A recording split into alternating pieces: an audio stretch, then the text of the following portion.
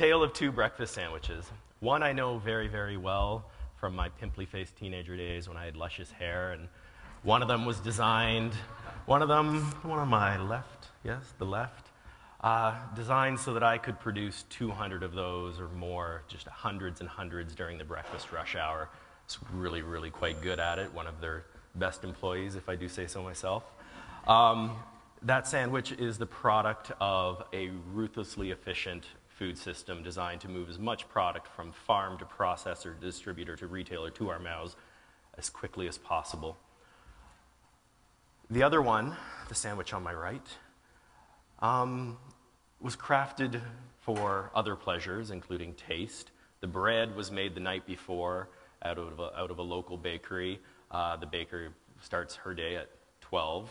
I can't believe that, but starts her day at 12 so that the bread is fresh, and at this coffee shop at 5 or 6, the bacon is local. All of the other ingredients that they provide is local. One sandwich, and the other piece is that the sandwich on the right, the employees of that coffee shop have the option, if they so choose, of eventually becoming part owners of that business. They now operate 2 facilities in Toronto and hope to expand to more locations. So the sandwich on the left costs $3.20. The sandwich on the right costs $4.80. So price difference of $1.60. And we celebrate that price difference as economies of scale. That's achieved through economies of scale. And there's the word that has plagued me my entire adult life that actually I think resulted in the loss of my luscious, luscious, luscious hair. Scale, scale, scale. And what does it mean to achieve scale? And my introduction to the term actually started with this organization, a charity called Meal Exchange, when I met the gentleman in the picture there, Rahul Raj. Rahul had just started the charity after running a very successful program at Wilfrid Laurier University, where university students could donate their excess meal card points so that food could be bought for local social agencies like food banks, drop-in centers, soup kitchens.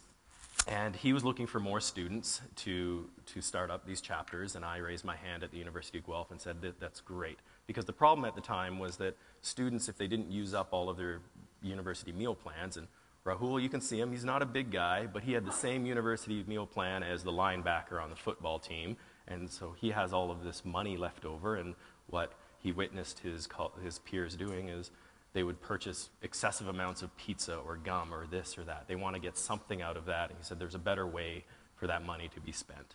And that was that it could be donated so that food could be bought like directly from the distributors, wholesale prices, donated to the local social agencies. And so I joined him. I started up the Guelph chapter, joined the board of this fledgling charity, and we started doing fairly well. We were running food drives where we expanded into other programming, a Halloween food drive on, going door to door, the only night of the year when you expect a knock on your door and you're going to hand out edible items to anyone who asks. So we played up on that and collected food items, had some very notable Canadians supporting us. You see our Prime Minister there when one of the students visited him. And we were playing around with, okay, well, our mission is, or our tagline is, hunger problem student solution. So how do we scale that? And it was 2004 when Rahul made the tough decision to move on, and I found myself as executive director of this thing, not knowing anything about anything. It was my first job out of school. I knew nothing about grant writing, project plans, any of that stuff, any of the fun pieces of running an organization. But one of our major donors was bringing people together to talk about applied dissemination and sustaining social innovation or scaling social innovation, and it was all of those words meant nothing to me at the time, and I've spent the last few years trying to figure out exactly what all that means. But how do you scale a successful social innovation? And what that forced us to do was to actually start grappling with what does it mean to scale social impact? Here we are raising lots of food for the food bank, and there's a lot of different ways that could take shape. We could expand in lots more campuses. There's 80+ campuses across Canada, and we were on a quarter of them.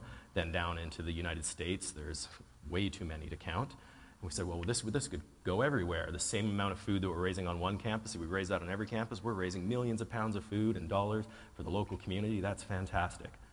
That's one way to scale it. The other way would be to increase the amount of donations we're getting from each campus. So expand a new programming, figure out greater efficiencies and collection methods and all of this. But still, when you actually start looking at why do food banks exist, you're not actually getting to the root cause of the problem. You can't claim to be hunger problem student solution if you're not getting to that root piece. So yes, it's important to provide food for emergency relief, and food banks provide 3 to 5 days on average of food. But when you start getting into it, like why, like who's using a food bank, what are their circumstances, it becomes much more complicated. And scaling impact, how do you actually eliminate hunger? That's much more challenging than just giving a can of baked beans. And that's been the challenge that's plagued me for quite some time. And what's interesting when you start getting into it is that, well, Food Banks Canada produces an annual report called Hunger Count, amazing information about who's using a food bank. But here are their 5 policy recommendations. And take a second to look at them. What strikes me as fascinating about them, not a single one has to do with food. Every single one of them has to do with income. Income, income, income. Whether it's social assistance, jobs, support for families, investing in affordable housing, because the reality is that food banks are a stopgap solution for a lot of people, meaning they have to pay their bills, their non-negotiable fixed costs every month. That's your rent, that's your utilities, that's your transportation costs to work, that's clothing. Food is the negotiable piece of that, and that's the piece people are sacrificing. So you see housing subsidies up there as well, but income, income, income. So the realization that I came to is that the problems of food and hunger reside in the marketplace. If you actually want to scale impact, you need to start looking at the market itself, the business of food. And so the true cost of $1.60 of those economies of scale that, you know, get us that beautiful sandwich that I can churn out still to this day in my dreams.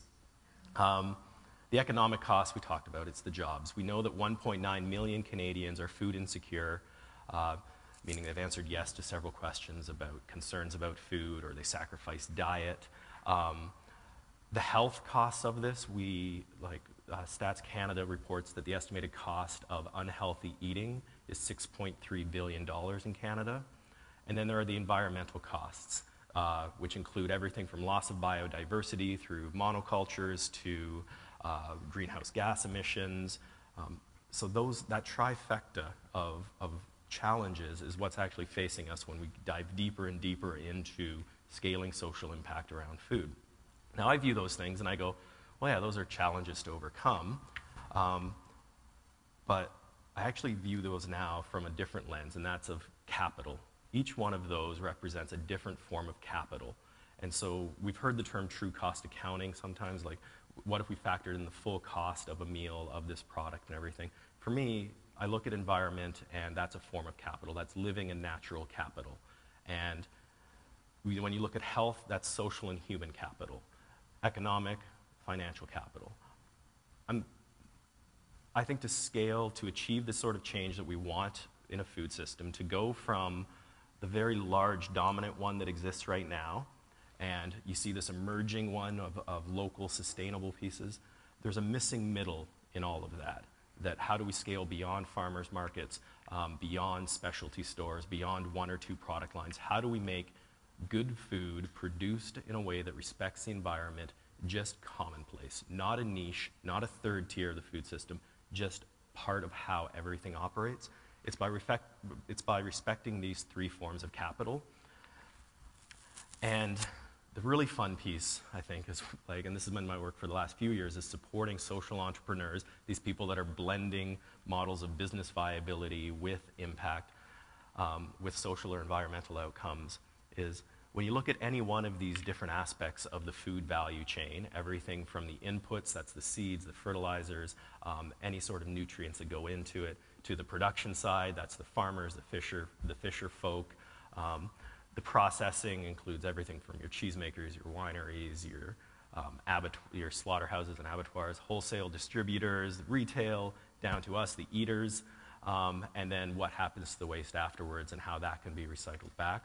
Is the challenge for social entrepreneurs is proving that while they're making money, they're also achieving these social and environmental outcomes. And that's the piece, as more and more people are looking at how do we invest in these things, how do we support these things, how do you put a proxy, some sort of value to these things. So if you're increasing biodiversity on your agricultural land, so that you can create pollinator corridors. What's the value to that? Can you assign a financial proxy, so that an investor, anybody could come along and say, wow, not only is that an amazing business idea, it's also achieving X, Y, and Z. I'm in. I love it.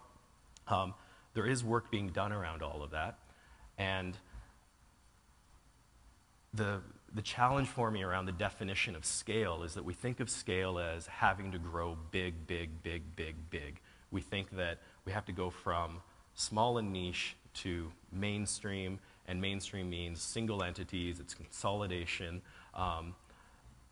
And being a non-practicing zoologist, which I always like to say because that's the one time I get to put my degree to work, I look to nature. I look to nature for, like, how are there alternatives to how we look at growth, how we look at scale.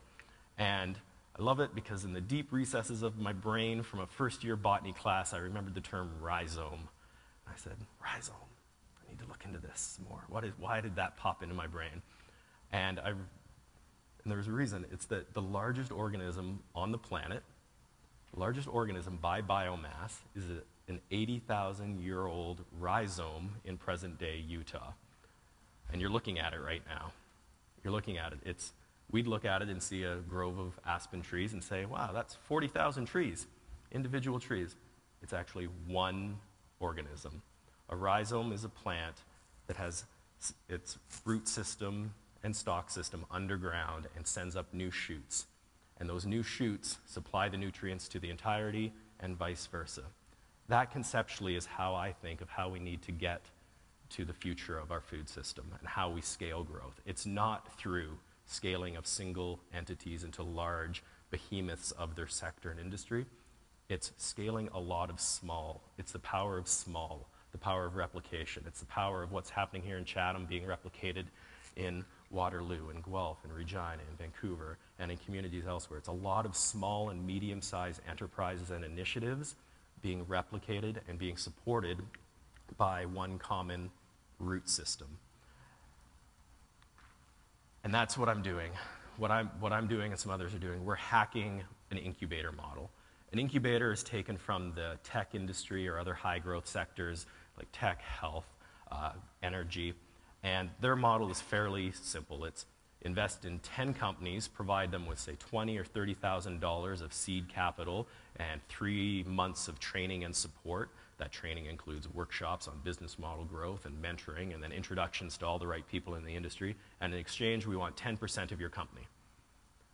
And what they're hoping, what the person structuring the incubator is hoping and the other investors backing it, is that 1 out of those 10 hit it big. 1 of those is going to get acquired by one of the tech giants. 1 of those is going to actually blow up and become huge, and they're going to get their money back like 10, 20, 100 times fold, and the other 9 will probably wither and die. What we're doing, hacking the incubator model and respecting that rhizome concept, is actually saying, well, what would it look like, especially on food, where you're not going to get those same rate of returns? Like, there's a few interesting tech things I think that can be done in food and in the supply chain, but for a lot of these small and medium enterprises, like these people that run the coffee shop, the bakery that supplies them, the pork producer that supplies them, it's not about them growing into these giants. It's about small things. And so what would it look like instead if you're looking to support them in their business development and saying, well, yeah, you're going to get all of those things. It might not be 3 months because realistically to develop a food enterprise, it could be 12 months, it could be 18 months, it could be 24. So there's not going to be a definitive timeline on the end of it. So you're going to receive training and support. You're going to receive introductions to the folks that can help grow your business. You're also, you're going to receive some seed capital. In exchange, this incubator does want a percentage of some sort of return on that investment. It could be equity, could be debt, could be royalty-based. But here's the thing. We are also going to get a stake in the incubator, which owns a stake in all of these other companies. So you are feeding into the root system of the entire sustainable food system. That's the piece that we're working through right now, and we're syncing it to align with when debt and equity-based crowdfunding are available to all Canadians. So right now, we have rewards-based crowdfunding where I'm trying to get something going. You can buy my product or give me $50 and you'll get a t-shirt and a thank you card. Debt and equity-based crowdfunding is on the horizon, and the idea there is that any one of us could actually loan money or own a small stake in these new startups.